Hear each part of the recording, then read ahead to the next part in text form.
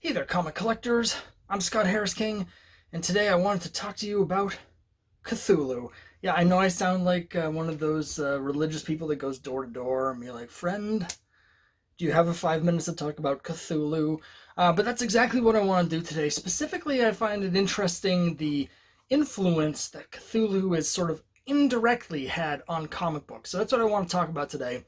Is Cthulhu and Cthulhu mythos in comics because it's got kind of an interesting history when you start looking into it. I was actually surprised when I started researching it a little bit how late in the game Cthulhu actually started appearing in comics and how little Cthulhu himself has actually appeared in mainstream comics. So we're going to talk a little bit about that. As you know, my new comic, Cthulhu versus Uncle Sam, is currently live on Kickstarter, and obviously I'm using Cthulhu in my comic, and Cthulhu is really big in indie comics and self-published comics and Kickstarter comics, which I'll also talk about at the end. But the history of Cthulhu in mainstream comics is very different. It's very sort of more recent than you might expect for a character that's been around for so long. Obviously, created by Lovecraft, the stories in the 20s and 30s, and the pulp magazines and all this stuff, but not appearing in comics and not necessarily a huge influence in comics until the early 70s.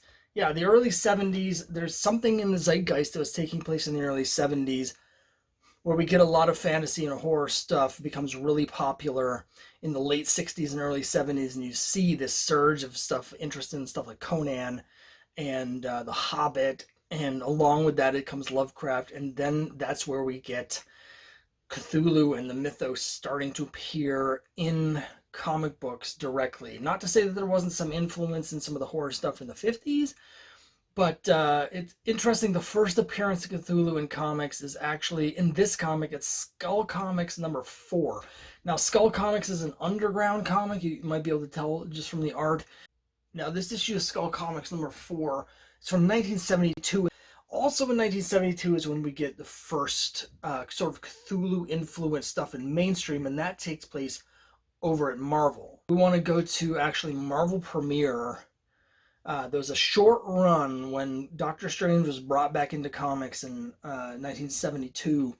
There was a very brief run where the old-time DC writer Gardner Fox was brought over to Marvel to try him out, and he did a run of Lovecraft-inspired comics that were very unpopular with the readers. So I'll have this up on screen. I have this whole run. I just can't find anything in my office right now because I've literally knee-high piles of comics all over the room as I'm trying to organize things. But in this story, it's basically he just takes a bunch of Cthulhu stuff and just changes it a little bit. So there's a creepy like New England town, but it's not Innsmouth. It's got a different name, and instead of these fish people like in the Cthulhu mythos, they're lizard people, and so the god is a lizard god instead of an ocean god, and he's called like Sliggith or something like that. And I thought these were really cool actually when I was doing my read through of all the Doctor Strange stories. Once I put my run together, I really dug these. But the letters at the time, there's a lot of people writing in there like, this doesn't feel like Doctor Strange, and it definitely doesn't have the same feel as like the earlier Ditko stuff. But I thought it worked really well with Doctor Strange, actually. And even though they got rid of Gardner Fox, the editors are like, we agree, this isn't the right direction. And then they bring in Steve Englehart, and he immediately just builds off of it. It's not quite as direct, but in issue 10, we get the Marvel Universe version of Cthulhu, which is Shuma Gorath. And Shuma Gorath appears in a lot of Doctor Strange stories, some really good ones in Strange Tales, the second volume in the 80s. Shuma Gorath is the main antagonist, and the disciples of Shuma Gorath. And Marvel does a lot of this, so there'll be sort of analogs. So, for instance, there's this story in Rom, of all places, again featuring Doctor Strange, where they face off against this extra dimensional thing called the Dweller on the Threshold. That's obviously a version of the Lurker on the Threshold from the mythos, and Marvel does a lot of that stuff. Now, interestingly, there is one section of the Marvel comics where there's more direct Cthulhu references, even though he doesn't really actually appear, and that's in Conan. The first mention of Cthulhu in the Marvel Universe actually takes place in Savage Sword of Conan #1, which I'll put up on screen here. Again, I have a copy in this room somewhere. Of all the things to lose, I somehow lost that, but it's here somewhere. But so Cthulhu is name checked here in the first issue. It makes sense that Cthulhu is part of the Conan mythos because, of course, Conan was created by Robert E. Howard at the same time in the same pulps where Lovecraft was creating Cthulhu. They were contemporaries. The stories were coming out at the same time and the same stuff. And so that makes a lot of sense. And there's a lot of elements. Cthulhu gets name checked. Other gods from the mythos gets name checked in the Conan comics. But again, Cthulhu himself doesn't really appear in these things.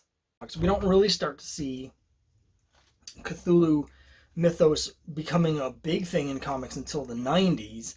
And when you get into the 90s, there's a couple like direct adaptations. There's an adaptation called The Whisper in Darkness, but then we get really what we get is Mike Mignola. So Mignola's doing Hellboy, and he's also doing stuff for DC, and he brings in a lot of Lovecraft influences. Again, it's more of a mythos influence than Cthulhu directly, but you'll see stuff like, obviously throughout Hellboy, there's lots of Lovecraftian elements, but he also did an Elseworld story for DC called Batman, the Doom That Came to Gotham. That has the Lurker and the Threshold in it. And so, you know, in the 90s into the early 2000s, that's where we start to see sort of the mainstreaming of this sort of stuff. But again, it's interesting how little Cthulhu has actually been used in comics. Cthulhu hasn't really appeared in many Marvel comics until like the last 10 years, and then only sporadically. Given the huge popularity of Cthulhu now, it's just very interesting.